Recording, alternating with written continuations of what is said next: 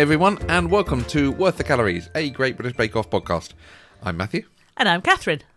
So we're back finally with the new series this year, series 13. Golly, it's been 13. 13. Wow. And what a joy. The show's quite long lasting. Yeah, no, I mean, you kind of get why, don't you? Everyone loves a good cake. Yeah.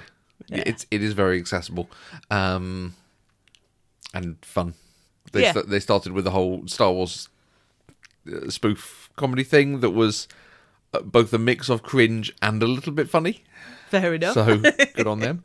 But we're back with 12 new bakers, whom we will try to remember their names. But I am all at sea at the moment with who is who. I mean, I remember Rebs because of something I'm sure that we'll come on to talk about. I remember Star Baker Janusz. Mm-hmm. I remember Carol of the pink hair. Okay, yeah. Will, who left. Okay, yes, yep.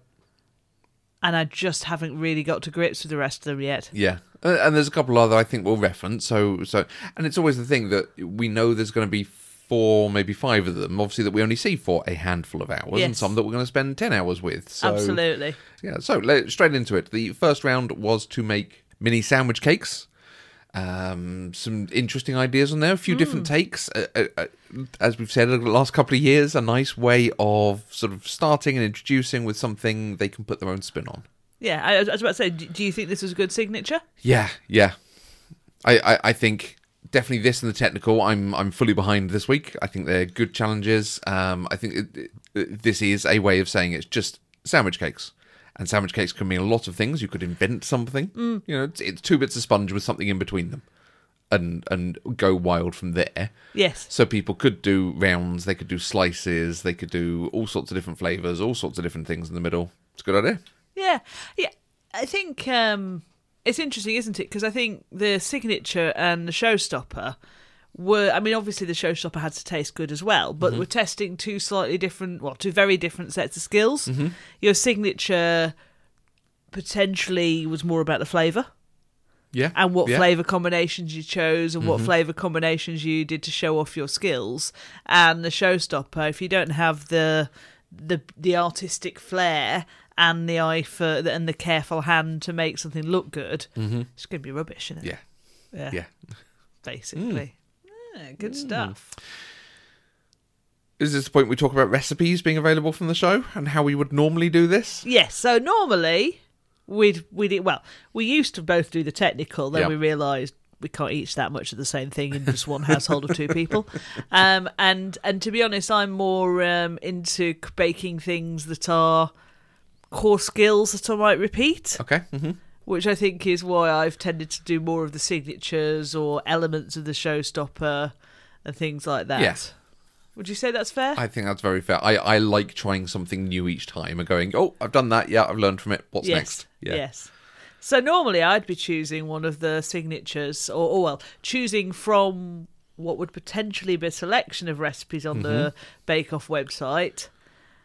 But this year there were none. No. Yes, so I didn't do a bake-off recipe. No. Which felt a bit weird, but I didn't want to do nothing. No. It's a little disappointing, exactly as you say. Normally there would be at least one of the recipes from the signature, at least one of the recipes from the showstopper, if not a couple from each. Yes. So you could look at them and pick something to make. It's very surprising, to the extent the recipes page doesn't even have the season 13 people listed yet, which makes me concerned what's going to happen for the rest of the series if it's not up yet. Yes, I mean, as we'll come on to talk about, at least there was the technical there for you. Absolutely. But I was a little disappointed. And I think there could have been 1 or 2, if not more, of those mini sandwich recipes up. Yeah. But I did some mini Victoria sponges from a recipe from the BBC's Good Food website. Nice. And they were pretty good. I think they came out really, really nicely. They were, it was a very nice recipe. It was a very straightforward sponge. Nice. Mixed it all up together in one bowl, true Mary Berry style. And you basically, they were fairy cakes and you let them get cool. And then you put some sweetened whipped cream and jam in the middle. Lovely. And they were very nice, weren't they? They are very really nice. And I think it sounds like something, exactly as you said, could be repeated very easily for oh, we've got people coming over, oh, we need cakes for something else. Yes. And what I would say is I did think that some of the baking we've done has helped me execute these better, and some of the watching of the show has helped me execute these better. Just things like I rushed through stuff, but I knew that these were quite small and I was going to have to cut them through the middle along the equator, as the recipe said. But I also knew, or maybe that was just my memory of the recipe. The equator of a not round thing. Well, okay, good. but I also knew from, also repeated this week, that if I did try and rush through and slice them up whilst they were still warm, that was going to be a bitty mess. Yeah. So I forced myself to wait until they were genuinely fully cold. Okay. And actually it was dead straightforward to slice them in half. And also the whipped cream. Just stopping the whipped cream at the right moment so I didn't end up with claggy lumps. Right. And that was also something I put down to just being a little bit more patient and not rushing through stuff. So yeah, it was good. But I would say if you're going to make them, use top quality jam. Yeah. I did not make my own jam because that was not a bake-off recipe. But I bought some very nice jam with lumpy bits of fruit in it. It was delicious. I think that makes a big difference as you're eating and going really well. You seem to end up with a lot of whipped cream left. Is there supposed to be some piped over the top, or I don't know, because actually I thought for the most part the recipe gave me exactly the right quantities because it was supposed to produce 12 mini Victoria sponges. And it did, exactly. And it recommended measuring them out with an ice cream scoop, which worked very nicely. Okay. But then it said use 250 millilitres of cream, double cream to whip the cream. And to be fair, I did use 300 because that's the size of the carton we had. But I didn't even use half of it. Right.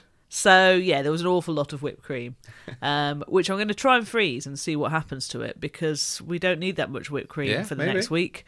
And, I'd rather give it a chance to have a second life by freezing it.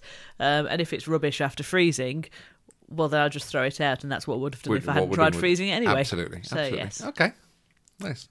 So the bake-off ones, there was a mix of people doing different styles. Any that particularly stood out to you? Was it Janusz that did the boozy one? Yes, he did one with cherry vodka liqueur in it. Well, I like this. Yes, pistachio and cherry vodka liqueur. Yes, because he was doing a sort of Łyżeczka? Polish Black Forest take. That one. That's the one I wanted to make. Nice. Because cherry chocolate, little bit of booze. I'm not quite as boozy as everyone makes Prue out to be, but a little bit of booze would have been welcome. How about you? Were there any of them that called out to you? I think Rebs did a hazelnut mocha thing that sounded like very nice, because a sandwich cake like this is exactly the sort of thing that goes well as an afternoon tea cake. Yes. So yes, something that fits in that vein. Absolutely right. It doesn't have to be chocolate and buttercream and syrup and sort of caramel sweetness. It can actually be some interesting flavours. So Nice. I think they all look pretty good.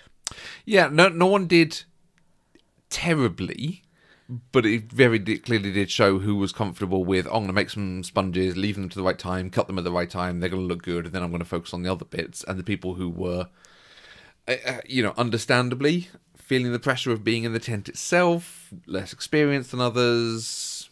Yeah. Because some of the competition is how you cope in the competition as well.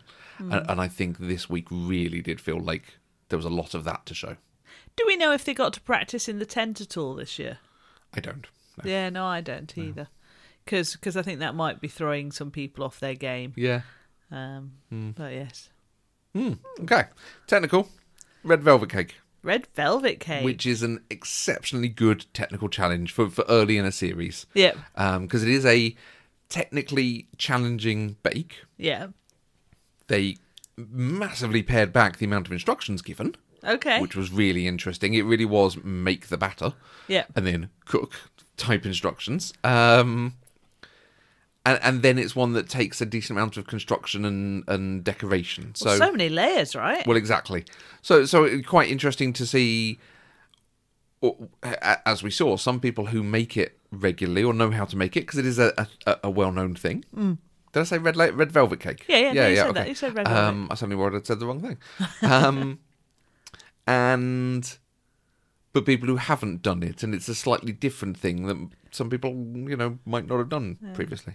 It's interesting because for me, red velvet, it's only ever came across my consciousness for the first time as a cupcake. Right. Mm-hmm. And I'd never even thought about it being a cake. Okay. I just think it is a variant of cupcake, and I assumed it was just some kind of lovely American import, right. Some kind of sort of American influence that's come over to the UK. I don't know the history of it, to be honest. I probably should have read up, so maybe I'll do that for next time. But I think I've seen it as a cake, but with fewer layers. Right. The 6-layer thing is quite interesting. It's a good way to go, and it feels very much like the very nice cake shops that you get these days, particularly when I think of Clapham Junction, had a couple of nice cake shops in there. It's exactly that kind of thing. Absolutely. So, what did you find particularly different about making it to making a normal cake?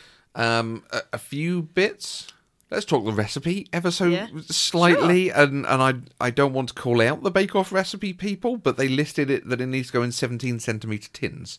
There is no such thing as a 17cm tin. Tins are sold in inches or the centimetre equivalent, so you go basically from 15 to 18. There isn't a 17cm tin, but fine. I got 7-inch tins, which are about 18 centimetres, and use them, fine. It also calls for vinegar. Right. So, whilst it has self-raising flour, one of the big raising aspects is the introduction of the bicarb dissolved in vinegar, right, introduced to the buttermilk. Okay. And that reaction, which is, if you remember when I went through a period of making lots of muffins, that's how you get that rise very quickly on top. Right. And that airiness to it. So, although it's got some, obviously, your self-raising flour has some raising agent in it anyway. That's where you introduce the air, particularly. Right. You're not doing it with when you're mixing the eggs or when you're creaming the butter. Yeah. So it needs one teaspoon of vinegar. Okay. And you can't buy 1 teaspoon of vinegar, and you can't buy small quantities of vinegar. So we now have a giant bottle of distilled vinegar downstairs, which I suspect we're never going to use, and is going to end up going down the sink. When it, I'm assuming vinegar expires, although you would imagine not for a very long time.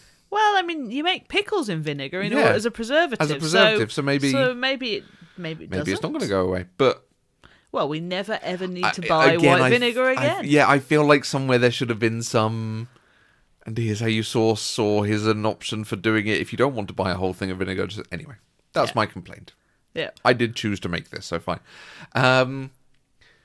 The process putting it all together, not too different to anything else, except the buttermilk and some salt, and I really should have mixed the salt in, but it turned out okay. I did the buttermilk, I put the salt on top, and then started pouring it in, and the salt had congealed into one thing that went in all at once. Oh, goodness. But it does seem to have spread, and there's certainly we haven't come across a very salty bit so far. So Not yet. I look forward to it. Yeah. Whoa, it was a good, at least 1 teaspoon of salt, which is a lot of salt. That is quite a lot of salt. Anyway, buttermilk and flour get added alternately. Yeah. And then you get this very, very creamy cake. Okay. And then you do the vinegar and bicarb, mix it in, and then stick it in the oven as quickly as possible after that. So how fast does it because literally in my mind I've got a vision of that thing that people do with Coca-Cola and Mentos, like not quite that. If you can imagine something like an Alka-Seltzer. And the way that fizzes and starts bubbling up, it's that sort of action. Okay. You get a layer of fizz on top, but it's not much. But then that's mainly because it's hitting something liquid, not necessarily hitting the vinegar. Right. It's the buttermilk, and I'm going to say it the wrong way round, but it's something like alkaline substances being mixed with it that cause the reaction to particularly happen. So once it starts hitting the buttermilk that you've obviously already put through. So I did give it basically a quick whiz. Yep. Make sure it's smooth again and then serve it up and put it through. But whilst you do need to move quickly, it's a manageable speed. Absolutely. And it wasn't as bad as when I did it with for the muffins. Yes. Where you can almost taste in the butter that it's fizzy. Yeah. In the batter, sorry. Yeah. You can sort of see that thing is going on. It needs the baking process to stabilise it properly. Fair enough. Fair enough.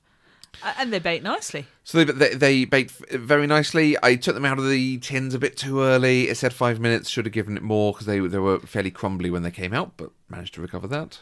Made the cream cheese. Cream cheese has put all the two types of cheese and the cream and the icing sugar and the vanilla in a thing and mix it.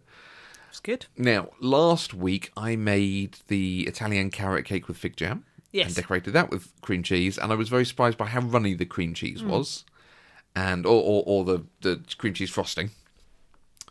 They made a comment on the show that you can't overmix it or it becomes much looser, much softer. So I made very sure not to do that, to the extent it perhaps could have done with a touch more, just to make sure the icing sugar was through it. Yeah. But I wanted to err on the side of caution, having gone too far last week and had something that was quite runny. By comparison, it wasn't runny. It was I was able to batter it on, but you could see then it wasn't setting in the same way it did on the show. So it set nicely, and then it's cut the cakes in half, put one down, put some cream cheese on top, put the next one down, put some cream cheese on top, rinse and repeat, and then put the cream cheese frosting on. This is a very crumbly cake. The crumb layer did not help as much as it would like, and I can absolutely see why you would put crumbs up the side to help hide your sins of the amount of crumb that is through that cream cheese frosting. I did approach the kitchen at the time you were doing this, and then backed away.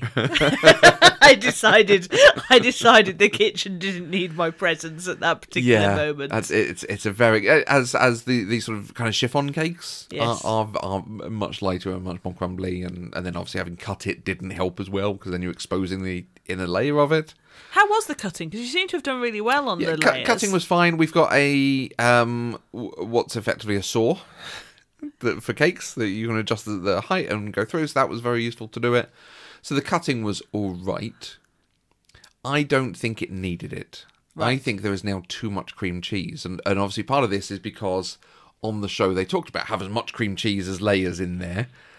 I think there's too much cream cheese, and I love a sweet tasty thing, but it's too much for me. And if you have something that's sort of equal parts cream cheese and sponge, the sponge disappears. I think in flavour terms. I really like how much cream cheese there is in there. Okay, but I think that's just a perspective thing of what you enjoy, isn't it? I mean, the cream cheese for me is delicious. I could sit and eat it out of a bowl. Well, I was also supposed to pipe some rosettes on top, but I didn't do that because I wanted to make sure it was properly covered. Yeah. Because I'd put so much in the middle of it. I think it would have been better as 3 layers, with a generous serving in between each, but the same generous serving that there is at the moment. But at the moment, there's 6 layers. Yes. It would have been better with 3, I think. Yeah, I can see that. I think I will enjoy having another very thin slice. More moderate slice, yes. I was very generous tomorrow. With the first slices. I do basically feel like a human portion of cake at the moment. Which is not a bad thing. No, it is a nice cake. I think I was really worried when we started eating it because all I could taste was the cream cheese. Yeah. But actually, when you start having more of the sponge, you go, oh, the sponge does come through. Because it's got cocoa in it, so it's got some of that chocolate flavour. You can just taste the edge of a bit of the vinegar and the buttermilk, which obviously has a slightly more. Obviously, vinegar has a vinegary flavour. Yeah. The buttermilk, which has more of a sort of citrus twist on it. Yeah. Last question. Go on. Would you make it again? Possibly. Okay. Possibly, because it's a slightly showy cake. Yes. I could see doing it for showing off, or someone says they particularly like it, because there are people for whom this is a favourite, because it's where I love a sweet sponge with a buttercream or an icing on it. There are people who love the cream cheese frosting, as you do, and like the tang because it's not quite as sweet as others. So yeah, I can actually see doing this again without some of the faff of cutting it into sections. I could see even just doing it as 2 sponges. Yes, because actually, I think both the red velvet cake this week and the carrot cake that you made, too much cake for a day-to-day cake. They are showy. They're like big cakes, whereas actually maybe a slightly lower rise cake, just make two of the layers instead of 3, and just do 2/3 of the things. Yeah, it would be a more sensible size for taking into the office or having with a cup of tea. Exactly, or serving up for a birthday. Or, Exactly, exactly. yeah. No, for a birthday I want 4 layers. You shall have it. No, I think the flavour's good. I think it's a tasty thing.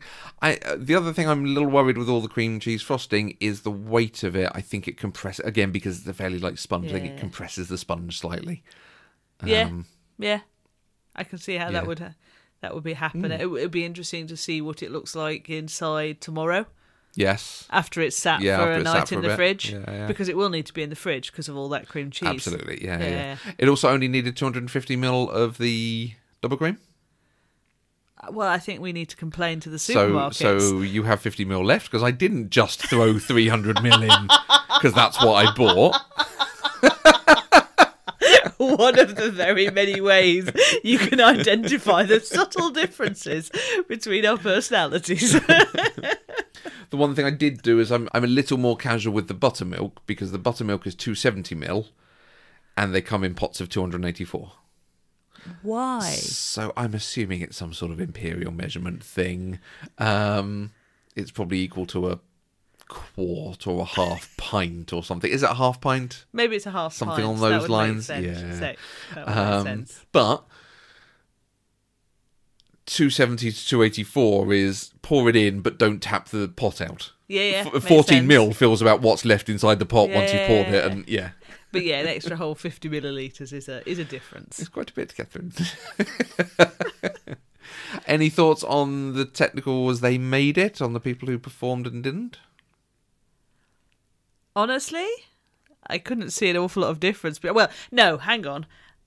The difference came for the 2 at the end who did it supremely well. And I'm very glad that they judged those 2 at the end, because I think once you'd seen them, you can see how, not rubbish, but you can see how...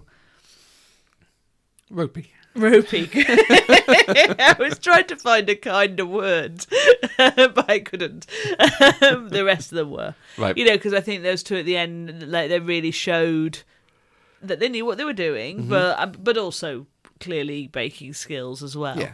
The rest of them, they're all pretty much the same, weren't they? Yeah. Apart from the Scottish lad who'd done something creative with his piping. Oh, he added it all around the outside as well, didn't he? So we had very thin layers of cream cheese. Yeah. And I think there was someone who overmixed it. Abdul, maybe? Mm-hmm. Again, it was nice to see, like, okay, there are differences and there are bits of skill in the technique here. But yeah, the 2 who'd done it before, great. I would want them to win. And absolutely. Because it is, I think one of them mentioned it of, I shouldn't say that because clearly it's all about to go wrong. And you don't want that. You want someone to have done it before and be really good at it. Yeah, so absolutely. That's good. I wonder if we should have the conversation about technicals not mattering here and then park it for the rest of the series, because I feel like, again, the technical is not so important in decision-making. I think it's only ever a tiebreaker. Right, okay. Because like thinking about the Star Baker this week, he did great in the signature. He did great in the showstopper. Came 7th. He came 7th in the technical. And so clearly the technical is not outweighing the others. Other performances and others. Yeah. Okay. Yeah. And that's when we talk about it, let's talk about a tiebreaker and whether it had any impact in that way. Yes. That's a nice way to do it. Thank you. So our showstopper was to make a representation of a home you've lived in out of cake. Did you like it as a showstopper? No. Yeah, I also thought it was a bit... It's Junior Bake Off stuff. Yeah. I think because everyone seemed to spend so much time focused on that bit, not focused on the cakes they made, and I feel like the judging had less focus on the decoration of it and more on the cake you made. Yeah. So, to be fair, Jansch's was beautiful. It was like a cake you would serve up, and I'm expecting him to do very well because he clearly has skills. Yeah, I mean, he pulled it off both ways. Yeah. The cake was amazing. The decoration was amazing. And maybe that's it. Maybe they're just, for this one, they're being a little bit less prescriptive than normal and seeing what comes out. Yeah. I think it might just be early series of let's test them on baking and decoration because we want something that looks good and tastes good. But I don't. I don't know what it is, and I will keep thinking on it so I can give some better terms next time, because I think we've got a similar thing coming with the biscuits. Although the biscuit one I'm a little bit happier with. So I think it's also the making them build a personal story into it. yeah. I think I want it to be about the creative. I want them to show some creativity. Or I want there to be a challenge that allows them to show some creativity, that allows them to show some skills. I'm less interested in turning it into like a drama GCSE or A-level where you have to then articulate the story behind what you're doing and relate it to yourself personally. I'm not interested. That sounds awful, but I'm not that interested in where they lived. I would rather it not necessarily have to be a personal history creativity thing. Yeah, that's fair. And some of them it was a bit hard because they've lived in houses or flats, and it's not. I was thinking about saying to you, what would you make? But you grew up in a very lovely house-stroke cottage on the Pennines, overlooking, in a nice Lancashire village. Yeah. I just tried to think out how could I, maybe a little marshmallow sheep eating my flowers in the garden. Exactly. You're right. I could probably. I've lived in a semi-detached and a detached and then semi-detached and a flat and then a semi-detached. It would be a house, and again I would build a story of all this in my parents' window, or something like that. But there'd be houses. There'd be a couple of layers of cake and then a couple of layers cut into triangles. Thanks. I'd rather they had to build a fairy tale castle, or just I don't know, but that's I think I just don't want it all to become like I don't want it to become Junior Bake Off. I understand why they do that with the kids, not so much with the adults. No, but maybe we should go through the list of previous ones and sort of say what are the ones that really appeal to us. Where do we think they've gotten it right? Yes, and that's what we're looking for. That might be my way of adding words to this. Yeah, fair enough. Having said that, were there any of them that you particularly liked? Obviously loved Janish's. Yeah, amazing. That was really nice. I think there were some good different approaches to, particularly people who were talking about flats and things, where I think like he made the flat. Yes. And someone else made the flat block. Yes. Some nice different approaches in that way. I think, was it the Scottish lad that did all the piping all over his Scottish one? I think it looked really good. I didn't see it as a cake that would last. I'm like, that would work really well as long as you're going to eat all of it that day. Yeah. Like, I don't know. I don't know why I felt it wouldn't last, but possibly because all the icing looks so soft. And great approach. Just go for something that works there and then, knowing that you've maybe got half an hour between making it and serving it. So, I know what I want to talk about. Well, yep. What were your feeling on Rebs's replacement of the middles of her cake? I mean, I did it today. I had a bit that came off the cake that I sort of pushed back in, and I'm just going to hope when we cut it, it's not too terrible. I'm not sure that works on Bake Off, and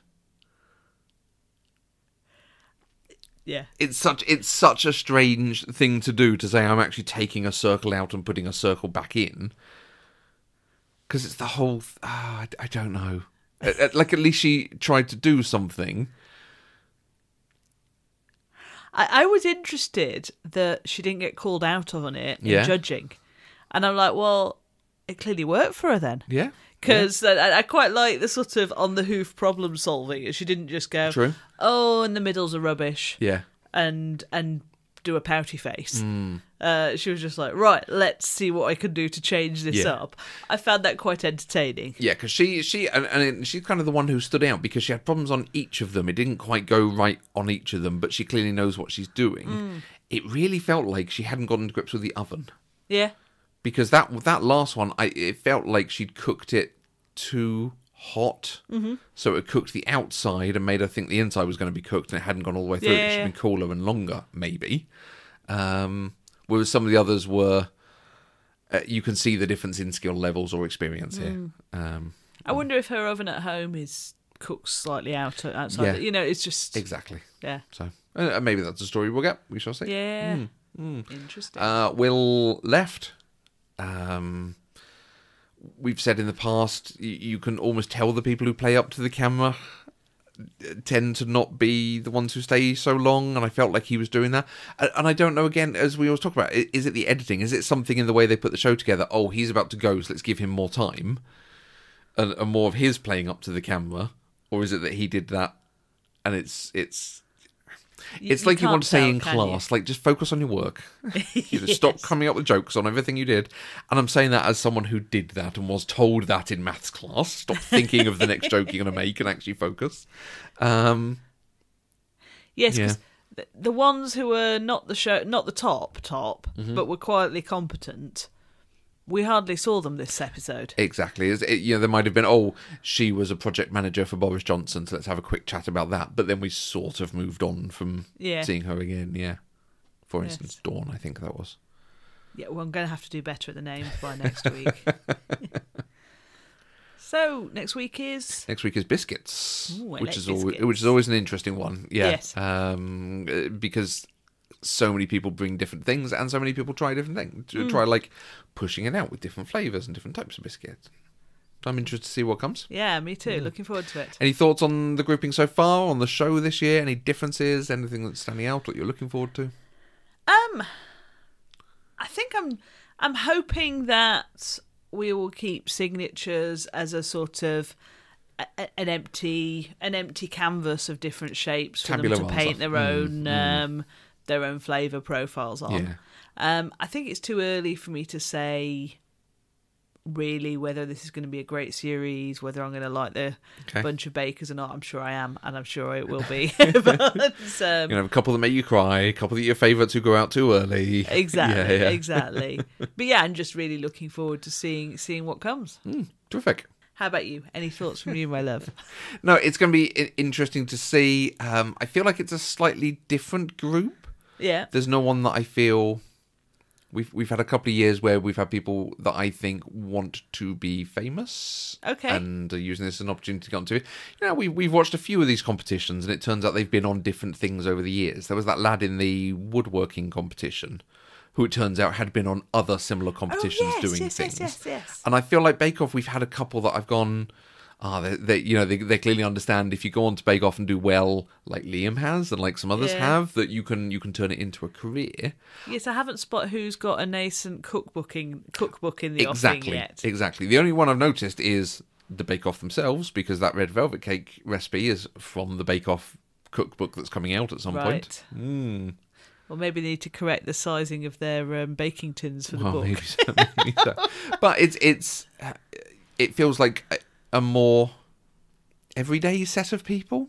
Yeah. I don't know. Maybe this is something because it's, we've had a couple of years in the pandemic, so it's not necessarily been everyone who applied and won. It was the people who could do it in those circumstances. Yes, because perhaps they're not bubbling in the same way anymore, which means that people can have a bit more of their day-to-day life as well as be on the Bake Off. Yeah, good shout. So it's interesting. It as ever, it's a nice spread of people. It's interesting seeing someone with earrings and tattoos, but who is a nanny and makes these beautiful, beautiful cakes. I love seeing the mixtures of people who do these, who you wouldn't expect it from. Yes. It's terrific. So more of that. Yeah. What I forgot to mention, but probably my best moment of the entire show, was when Janusz rang home to say he was what was he? He was star caker on Bake Off on Bake Week. So cute. Love it. Yeah, exactly. And he clearly seems like a very nice chap as well. Yeah. As we saw with the chap who won last year, Giuseppe. Thank you very much.